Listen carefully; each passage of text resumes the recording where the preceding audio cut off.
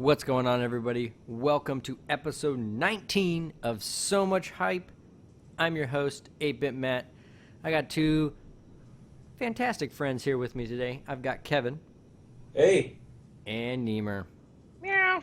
Meow. I like that. Guys, we've got some really fun topics today, and I'm hoping we're going to have some good discussion around them. Up first, we're going to talk about, is box art still important? Following that, we're going to talk about what's our favorite input method or controller or peripherals. Peripherals. And then we're going to close it out with a doozy. Thoughts on early access, pre-order incentives, the good, the bad, and just the ridiculousness. So, but before we get into those topics, we got to talk about what have you played this week? And I'm going to let Kevin start. And Kevin's got the fever. Yeah, so, I missed last week, so I'm actually still playing Fallout Shelter. Nice. I'm actually How many at dwellers? the max limit, 200. Oh. Oh, wait, you hit the max? Yeah, 200 is Oh. the max. Wow. That's it? Sweet. Mm-hmm. Because we were talking about, I thought there was going to be, you told me 1 million. You lied to me, Yeah, I did, I guess. by the way. Sorry. I was like, there could be 1,000 dwellers. You can, I was really excited about that. even when you're at the max, Uh-huh. the dwellers will still make babies. Wait, It's like, what are you doing? Like, wait. What happens to the babies if you're at 200? They just stay pregnant. Like, and so they're useless. Like, they will not do anything. So, okay, I've got a new strategy for you then, Kevin. You should have 199 pregnant women and 1 male. Just pregnant. Try to get all males. Or just get like... Oh my god, that's That so would be true. ridiculous. That would take so long. I mean, even when I started this file, I felt like I was getting all females in the first place. I was like, what the hell is this shit? Like, this is not balanced at all. I love it. So interesting. Do you have you maxed out the space in your vault? I could honestly max it out right now if I wanted to, because my constant flow of caps is ridiculous. But no, but I'm saying, is there more space? Can you still expand further down into the vault? I'm 3 rows above from the end. Oh, okay. So you're pretty close. Yeah. Interesting. I wonder if they're gonna release a patch that says, "Hey, you can get more people with some additional resources you can buy or whatever." I mean, I hope not, because already it slows down the phone. Oh, does it? Yeah, because there's so much going on, so Oh many man. things, effects going on, and so many dwellers doing different things. The only way to play it smoothly is if you zoom out all the way and can't see anything. It's like, okay, this is pointless. So I mean, I hope they keep it where it's at. Okay, fair enough. I think it's pretty balanced as it is. Fair enough. So, what else have you been playing, Kevin? I have tried my first hand in Destiny.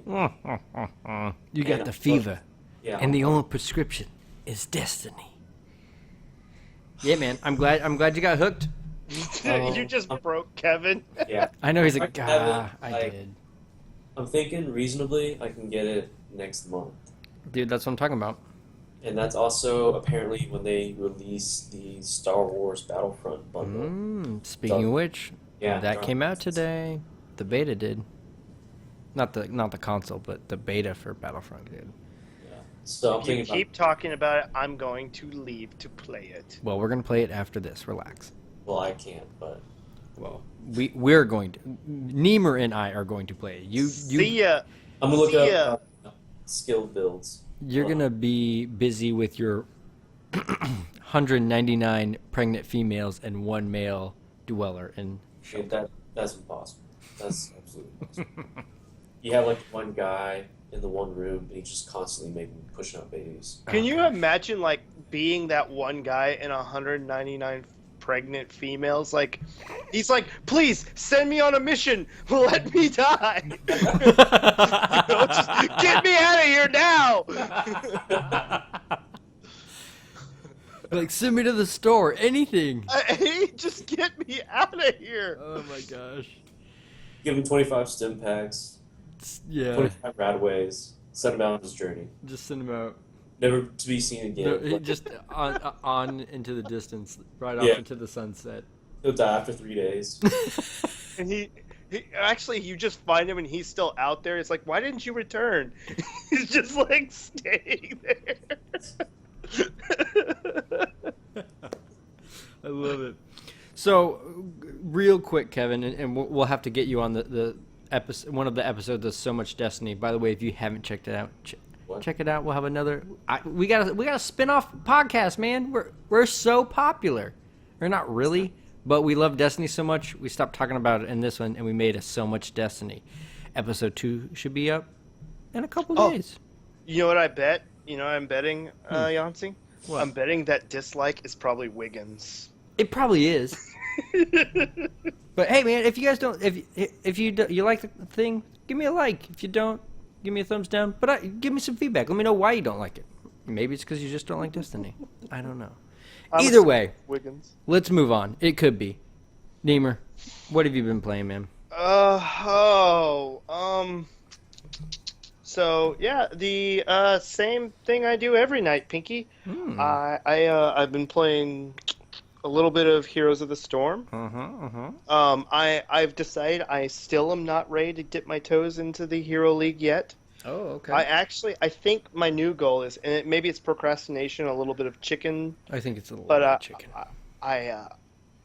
I am trying to get everybody around level 9 before I join in. That's fair. Because I really want to know all the characters inside out, so if I have to face against them, or if I have to choose them, I can feel pretty good about it. No, because that's fair.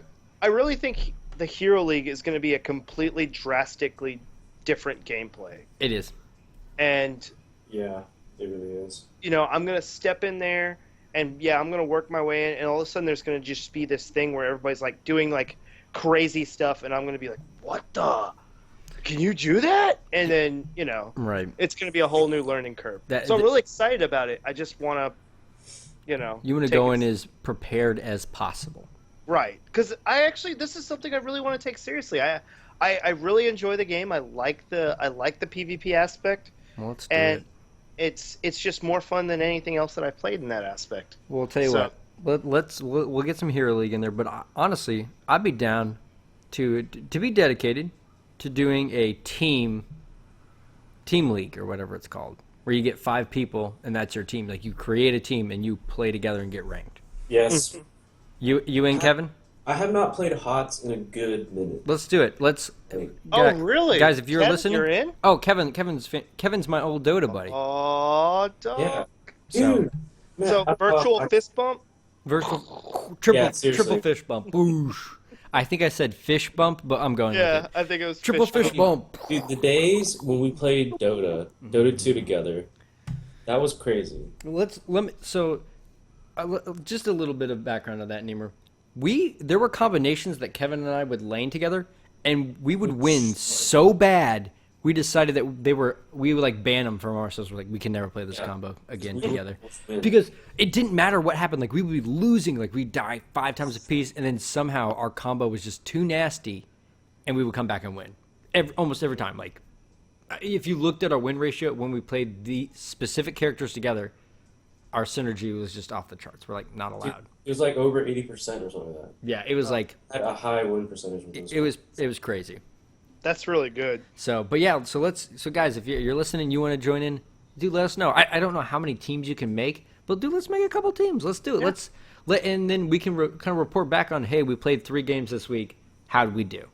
I mean, I just want to play Leoric. He's awesome. Did you get him? Yeah. Yeah, he's Oh, good. Dude, he's okay, so cool. strong. His lane clearance. Anyways, we're getting distracted. But let's do Okay, that. so- If you're interested, shoot me a note, shoot Nemer a note, shoot one of us a note, and we'll get our teammate. We'll brainstorm team names later, maybe at the end. Maybe that'll be a wrap out. But obviously, I've been playing some Destiny. I know Nemer has been playing it too. So I got my Yes. hands on the sleeper stimulant, the mystical hidden gun of doom. I want to play so bad. So I got it, Kevin. For to catch you up, it's a weapon that the Destiny community as a whole has been trying to figure out where it is. Ultimately, we just kind of had to wait. We don't know what triggered it, but a quest appeared. We started going through the line. Nemer is finishing the line. He's just waiting on the last part. But Yep. I have gotten the gun, and oh man, I haven't even leveled it up yet. It is sweet. It reminds me of the Spartan laser. Okay, that's absurd. But here's the thing, Kevin. You charge it up, and it shoots a beam. By the way, it can crit, Nemer. I don't like any of this because I don't have it yet. It's a supercharged. I have not. There's nothing I've shot with it that hasn't killed. It hasn't killed in one shot. And it also pierces. And once you max it out, it bounces off of 5 surfaces before it fades. That is crazy. It's so cool. It's a very fun weapon. I'm still debating whether it's practical use. Like, is it worth more to me than Touch of Malice? Oof, I don't know yet. Well, is it a primary? No, it's a heavy fusion rifle. Ooh. Right? Yeah. So, Kevin, to give you even more insight into anyone else who's not familiar, fusion rifles kind of sit in your secondary. So that's where you got snipers, little pistols, which are called sidearms. You've got shotguns and fusion rifles. So it's like a charged up shotgun that can reach a little further range. This is a fusion rifle that sits in your heavy slot. Fusion rifles are pretty diverse. I mean, think about it. We got Mytho class that's in the primary. Mm-hmm. It obviously sits naturally in the secondary slot. Now we have a heavy one. I think it's the only gun type that covers all 3. Now you know that they are saying they're going to eventually allow all the year 1 exotics to come over. Really? Yes, I did hear that. So we'll actually have a fusion rifle in every slot. Yeah. There's just a little fun fact. So anyways, it was a fun quest to go through. I love how there are so many mysteries and little like alternate endings to missions now. Like, this is what Destiny was missing for me. Like, this is what keeps me coming back every day. Like, I'm checking the Reddit, I'm going on, and I'm like, what did I miss? If I don't play for a day, I might miss something. And so it's got me hooked, man. It's got me hooked. But we'll talk more about that and so much Destiny on to our so much hype topics. Up first, box art. Is it still relevant? Anyone want to take it? I want to say it's completely dead. Dead. I think it's like, I mean, okay, so I buy games on Steam. Mm-hmm. I buy games via digital download through PS4 or whatever. Sure. And I'm not looking. There was a time when box art meant something to me. Okay. And now boxes. What are boxes now? I don't know. Okay, that's fair. That's fair. It's like a relic long gone. I hear you on that. Kevin, what about you? What do you got? Oh, go Nemer, go. I was gonna say one more thing. The thing that I do see more of though is just video game art itself, and just like press release photos or just screenshots. Just a lot of that stuff that the media that they release is more. I think that's all more fine tuned, and there's a lot more of it out there, and you can definitely find, what you'd like. So you're saying the box art itself is dead, but there's more art through press releases and things like that? Yes. Is that what I'm getting? Okay. For Kevin, sure. Okay, Kevin, what about you? And I'm going to share, I have some deep thoughts about this as well. I mean, I wish it was still around, but I mean, I do agree with Charlie and the fact that it is kind of dead. Though, I mean, some companies still do it. Sure. Like the third-party ones, or not third-party, indie ones. Sure, yeah. like on Kickstarter or something like that. I mean, I got the box art. I got a physical copy of Pillars of Eternity. Okay. Yeah, And yeah. so, I mean, like the illustration, like the feel of it, I like something tangible in my hands. I'm one of those few people who are like that. But I mean, I threw out like all of my old games box art because they were taking up so much space. Yeah, When yeah. I moved out, I seriously took them all out, and it filled up 3 full trash bags. Goodness. Just all pieces. Goodness. All right. And so, in that way, yeah, it is dead, but I wish it was still around because it's cool. All right, I'm gonna drop some knowledge on you, and I am a firm believer that it is still relevant, if not even more so today. And here's my pitch for it. 2 reasons. Gaming is one of the biggest entertainment industries. There is a ton entertainment. Just go with it, okay? It's one of the biggest. There is such a large casual consumer market that some people are probably going into the store like, oh, my kid wants a PS4 game or Xbox game, and they're seeing what's on the shelf, and they're like, this one looks good. I'm almost positive. Now, in our world, yes, we're all about the downloads and things like that, but in that sense, the box art is transforming. It's not limited to just that one, sheet of box page. Right now it's like you've got the little tile that shows up on your desktop. You may have like a banner that goes behind it when you like scroll for more information. Theme. Right, it's evolving, and I've found myself buying themes because I'm like, I love this style. So I think it's almost enhancing and increasing sales. And again, like I said, I mean, I think a lot of consumers will make impulse buys based on box art. What do you guys think? Yeah? No? Did I sway you a little bit? I was I thinking. could see. Go ahead, Kevin. I was thinking like more just like physical like box art. Sure. Or just that. So like all that other stuff, like what you just mentioned, I agree with that too. But I was just thinking the perspective like just the physical box. Oh, I agree. I think to some extent it is dead, right? Like, but at the same time, I'm kind of contradicting myself and saying no. I think it's still alive and well, and more important, because of that casual audience. That's what the box art is for, is to attract them, right? Now, granted, if you like the art style, you're going to go out of your way and buy more of it, right? Now we just have additional avenues, but I think it's more relevant because of the casual audience.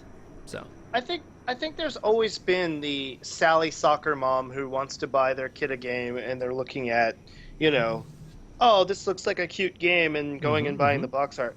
But a lot of things is the generation now that is having kids or buying games for their kids are already in a technology age. We're not talking about like our parents. We're looking at us, and there's a lot. Gaming is a lot more mainstream, and and more people are technology savvy. So I can concede some of that, but I think what we're both saying here is more just even if it's a good image. Like I'm thinking about going to an app store, and if it's a good image on there, they may go for something like that. But I think the physical aspect, right, I think is definitely going away, and it's even shows by we're not getting game manuals anymore. Yeah. They're all inside the game. Which that's a bigger. Oh man, yeah, I me. miss it too. I love my game manuals. They're bad English and they're it's great. My favorite I part still have the Baldur's Gate 2 game manual.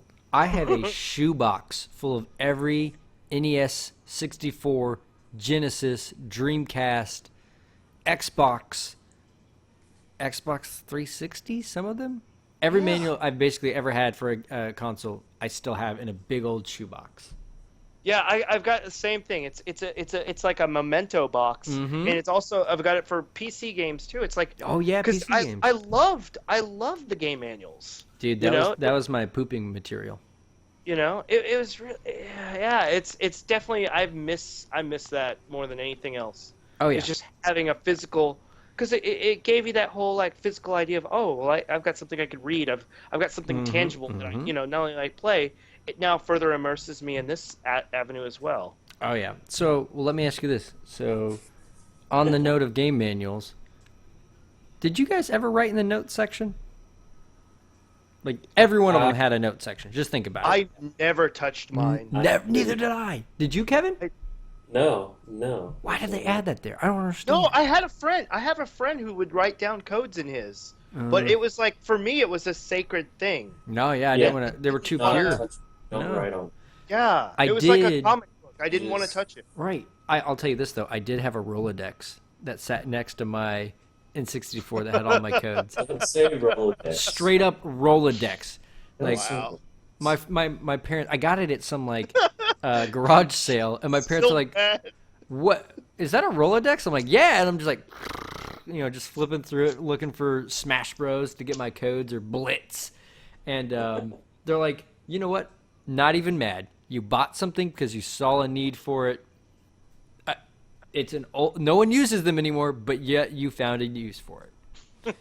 And it was just like, yep, it's great. And I would get so mad at my friends when they put it in the wrong, like they put it in the like the Smash Brothers in like the B section. I'm like, why did you? Oh. Why would you do that to me? Get out of here. But that's neither here nor there.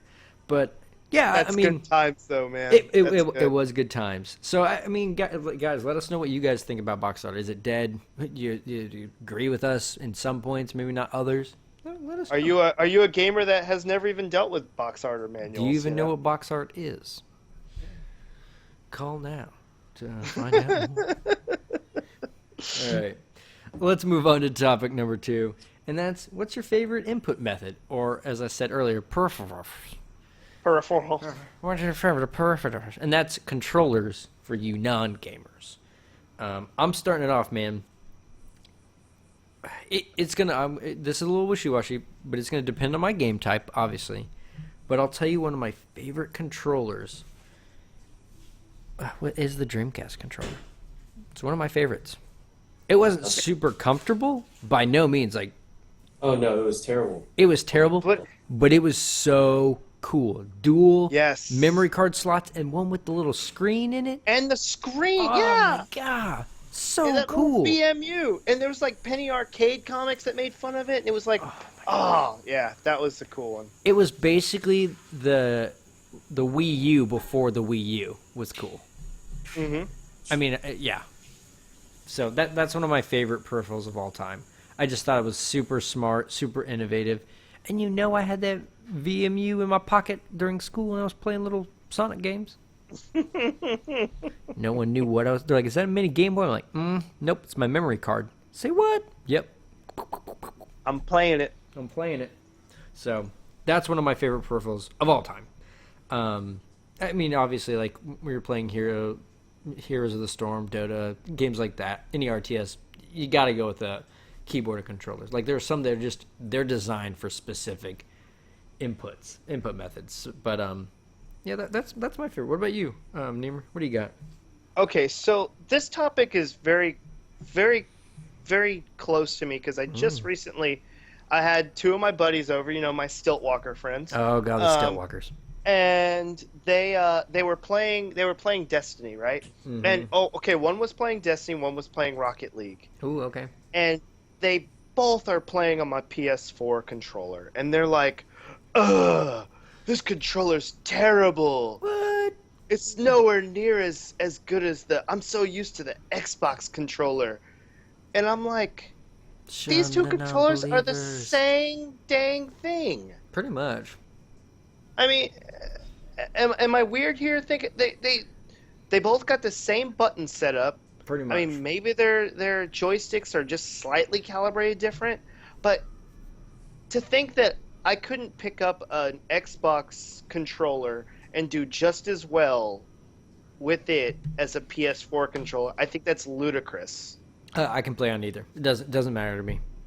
Same here. Yeah, I think so too. I think they just want to have something to blame. Yeah, it's fair. I mean, it's just like Remember the old days of like third-party Yup. controllers? Is that what you were about to say? Sorry to cut you off. I was actually about to say, whenever you're playing with a friend, the friend's like, "Oh, this controller isn't working." You know, you always get mad. He always had that blame of like why I'm doing poorly because he was like, "The controller." That's what I thought of. Like that. This exact moment. The was those guys third-party saying- controller with the turbo button, and they're like, "What does that do?" And every time it just like spammed some button. You're like, "I don't know, Yeah. just don't touch it." Yeah. It's that- like never touched that. It's like, and then like someone presses it, and the game like glitches and freezes. You're like, "Dude, what did I tell you?" You're like, "Don't give me No. a crummy No, someone controller." turns it on, and then you have Ryu punching like so fast. He can't do anything. He can't move because he's punching so fast. Yeah. It's so good. It's so good. Oh, There was the man. ones that you could actually press in, and it would like have it where it's just auto rapid firing. Like- Yeah. Yeah. I loved it. What about you, Kevin? Man, what's your favorite peripheral or input method? So, I mean, I could go with either controller, right? Because I mean, it obviously depends on the game. I mean, Okay. first person shooters. So your buy controller. Was that? Your buy. Your buy on your controllers. You swing both ways. Yeah, but I mean, no, I do have a favorite. Oh, okay. Drop it to me then. I Drop guess you could say that. But yeah, I do have a favorite. It's keyboard mouse because PC Master Race. Yeah, a lot of my favorite games on Of PC, course. so it comes as no surprise. I can play first-person shooters. I actually, yeah, you know what? I actually kind of prefer first-person shooters on the PC. Yeah. Just a lot more. You can have a lot more sensitivity with it, and I feel like the reaction times and all that stuff. Like That's fair. you come across a lot more talented.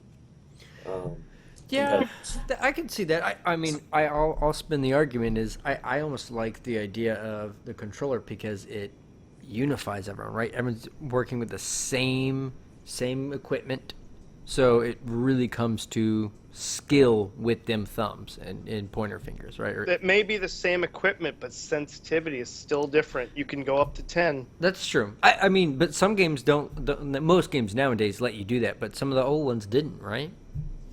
Yeah. Really So control- I mean that was what I always kind of looked at as like everyone. Hey, this is Unreal Tournament. It just plays like this.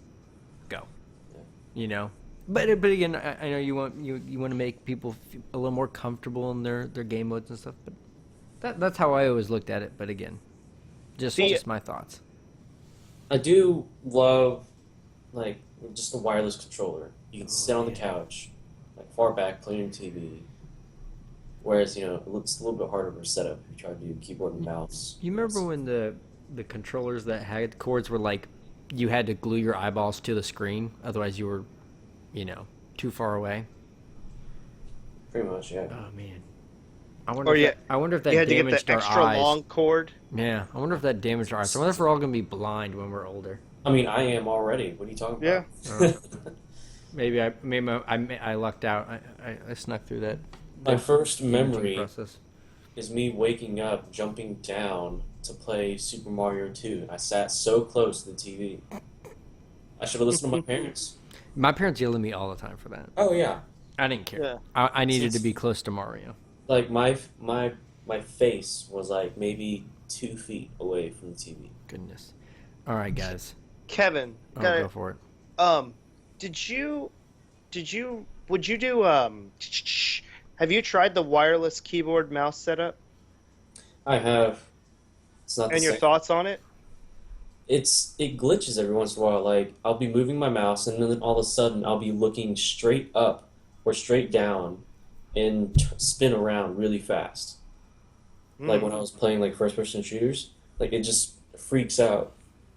So I'll tell you this: I have a hybrid. I do a wireless keyboard, but a gaming tether, like actual mouse that's wired in. Yeah.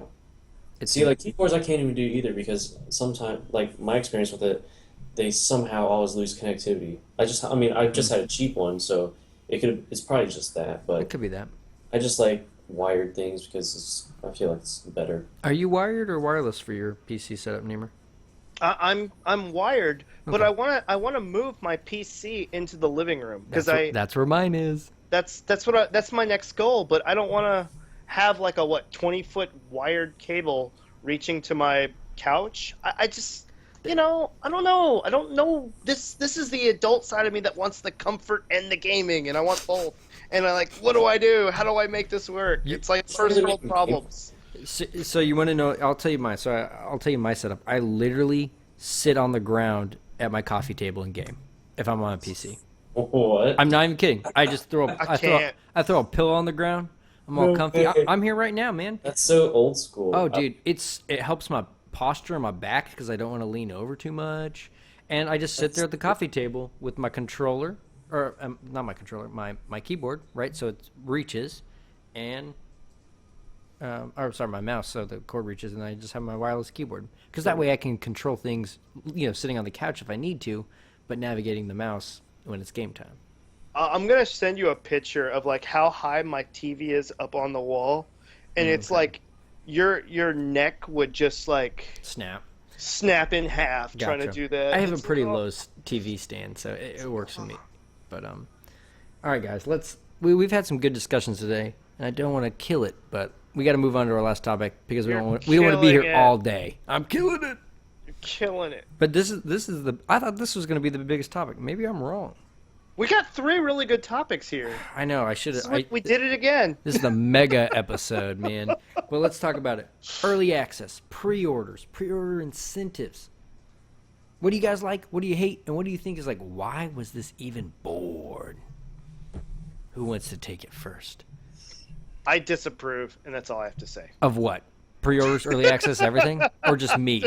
No, I'm just messing around. I quit.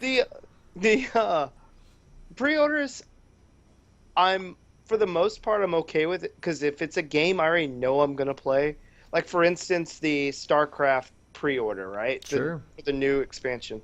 I know I'm going to play that. So all it is just incentivizing me to do something I already know I'm going to do. Mm-hmm. No, I agree. But... so my question is, like, are you ever concerned that they're giving you all these tantalizing pre-order like benefits just to like supplement a game that maybe isn't fully baked? Well, the thing about that is that if that's the case, it's a game.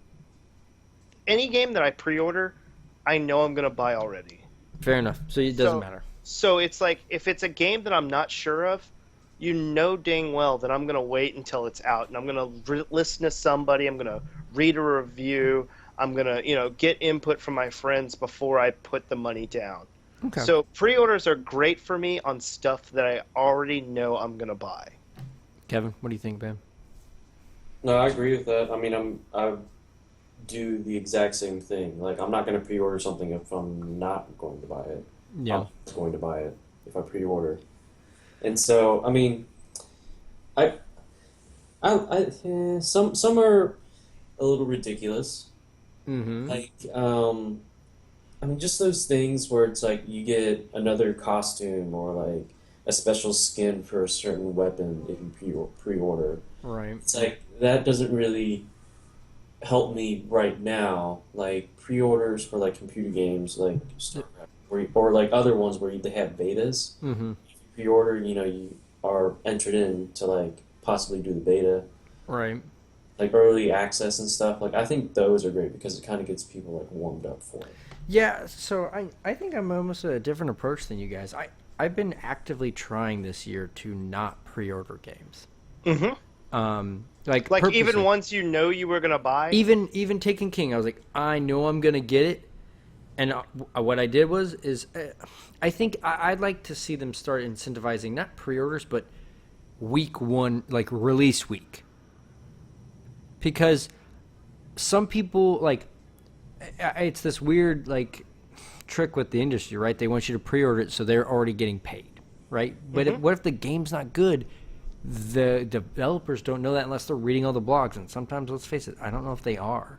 But if like it's like, hey, look, sign on the first week and you'll get access to this stuff, and a lot of them do that, right? You actually don't need to pre-order, get those incentives, and I just think it says a lot to me, as someone who wants to play a lot of these games. Like, that game looks really good, but if they do something really silly or dumb, I mean, I'll give like Evolve as an example, right? Where like, hey, we've got a season pass, but the season pass doesn't include all this stuff that's in the game.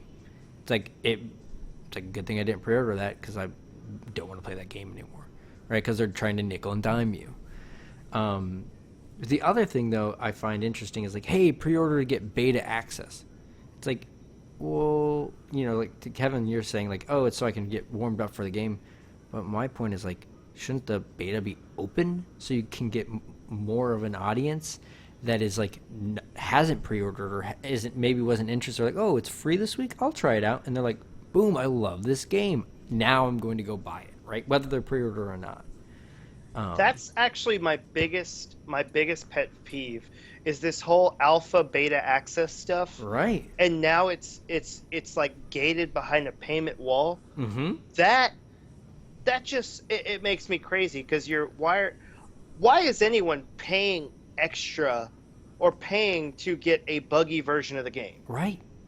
It's filled with bugs, or it's just they even say it's not complete yet. It's like, right.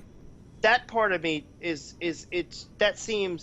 feels scammy, and I'm glad like thankfully a lot of the games that I do play aren't doing that, but there are some out there that do that.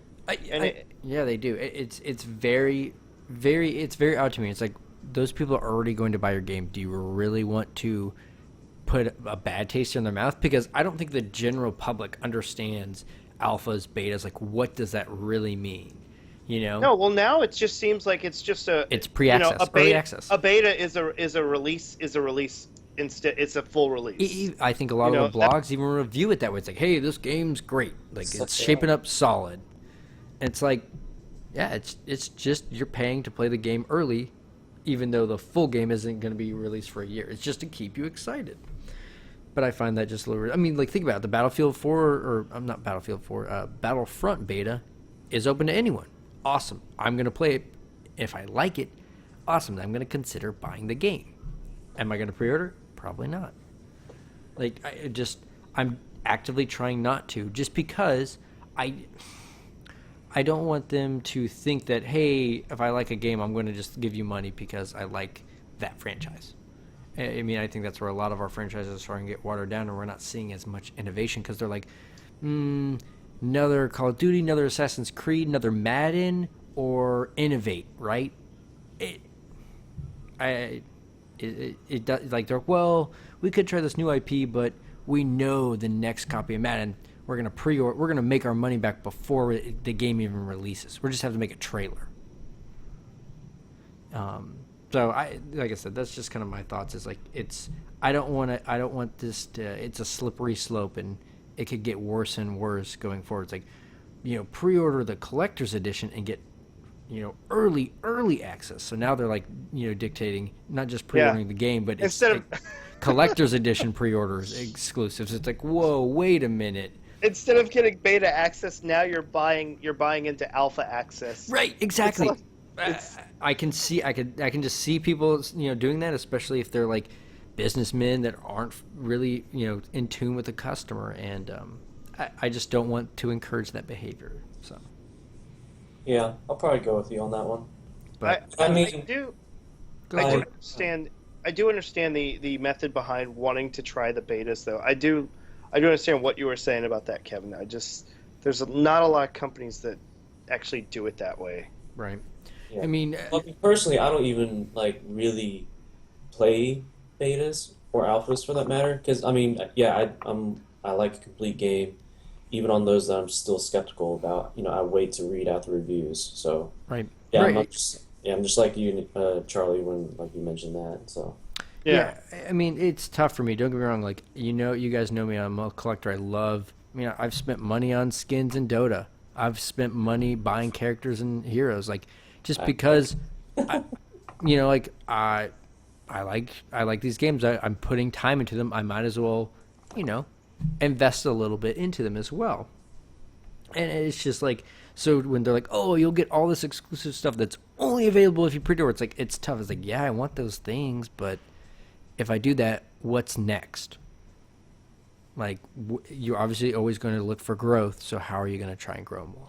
Okay, so then real quickly, how do you feel about this pre-ordering the StarCraft expansion and getting the free Heroes of the Storm character. I mean, How does that make you feel? Do you feel? I mean, it's very smart from them, right? Because I love StarCraft, right? Obviously, I own it. I enjoy Heroes, so you're saying, hey, play. If you buy one of our games or pre-order one of our games, we'll give you stuff to hold you over that's themed for other games. Smart tactic. That's what Blizzard does.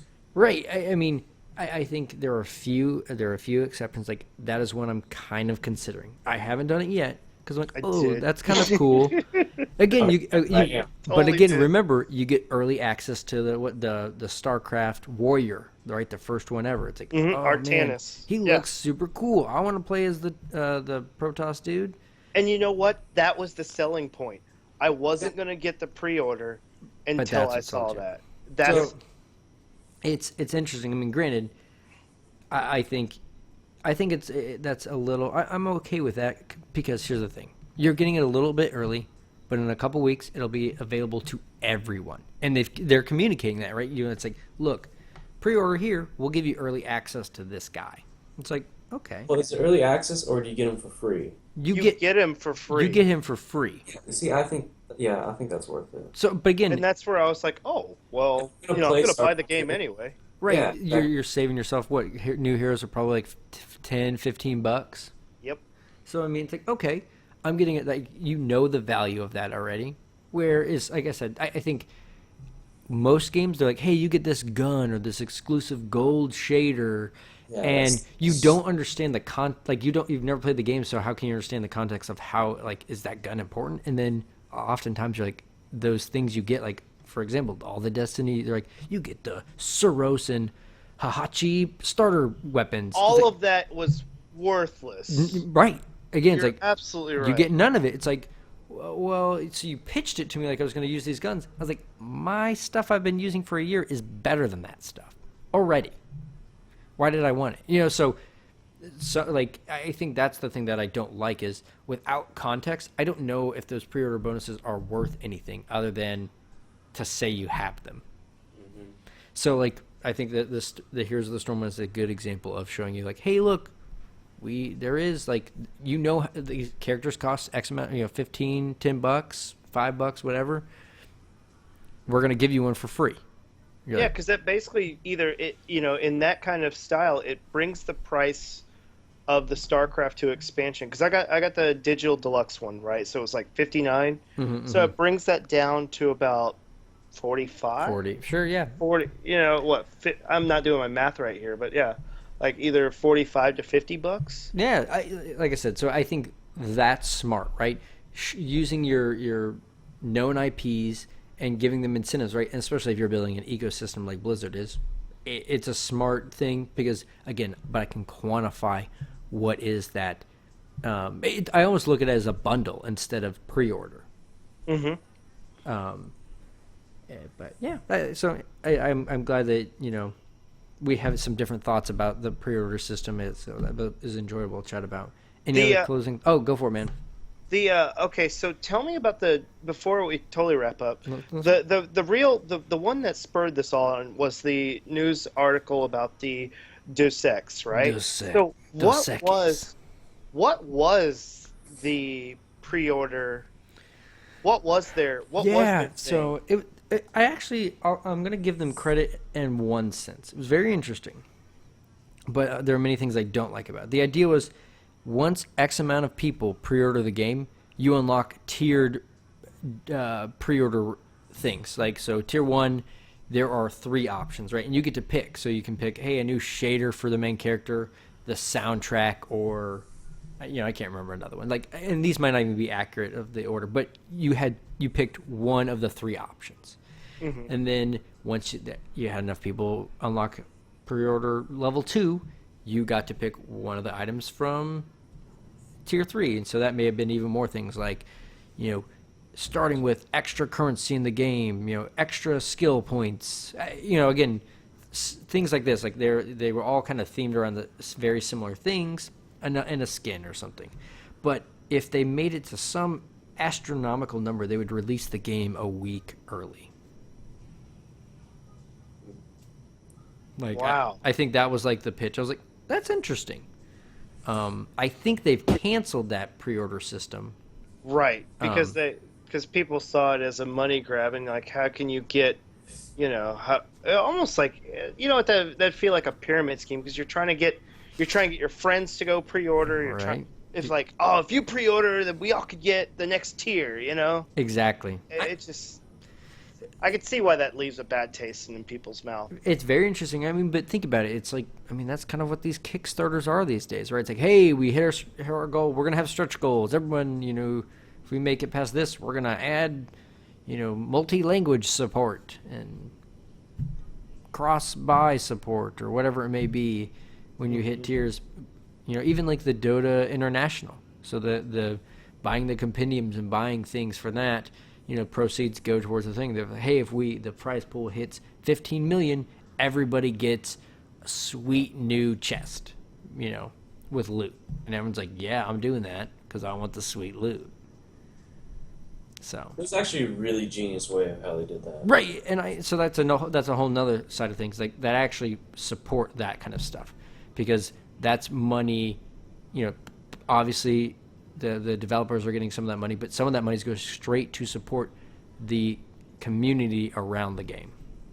I mean, isn't it? It's actual prize money for whoever. Correct. Yeah, correct. Yeah. So, are you familiar with this, Nemer? The international prize pool. Genius. So, No. all right. Well, we're getting long on our episode, but we'll cover it quickly. Basically, Valve drops. They're like, hey, prize pool starts at 2.5 million for the 16 teams. I think every team, or the top 8 teams, get money, and they sell a digital ticket. It's called a compendium, and so you can make predictions. You can actually do fantasy Dota.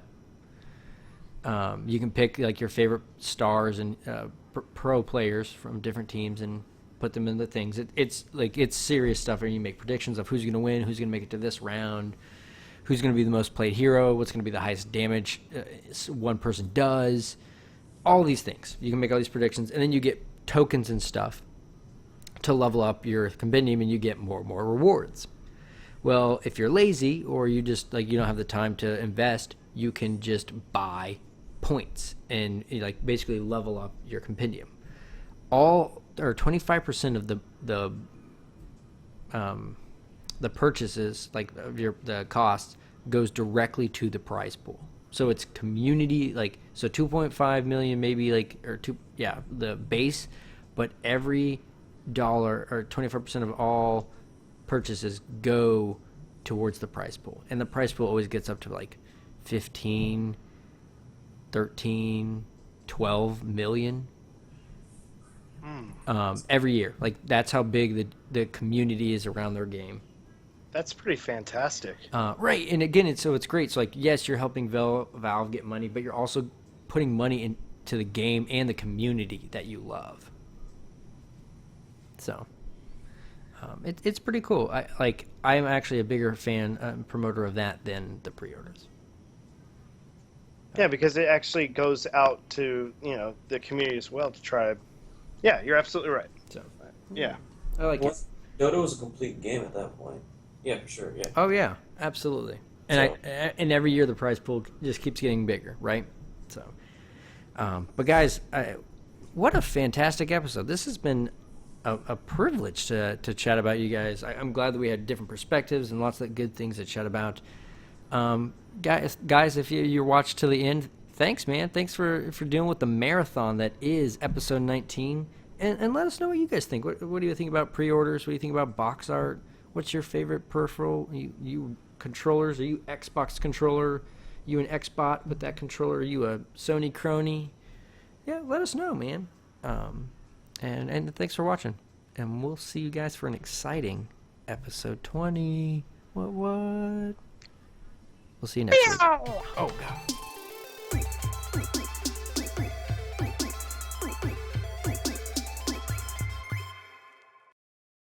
Okay. Yeah. Episode 19. Activate! Meow. Yeah. What? Oh. Yeah. Let's try this again. Meow. Meow. Meow. Tell me how you really feel about it, Oscar. Meow. Meow. I'm gonna meow in his face. All right, I'm sorry. I'm ready. All right, here we go.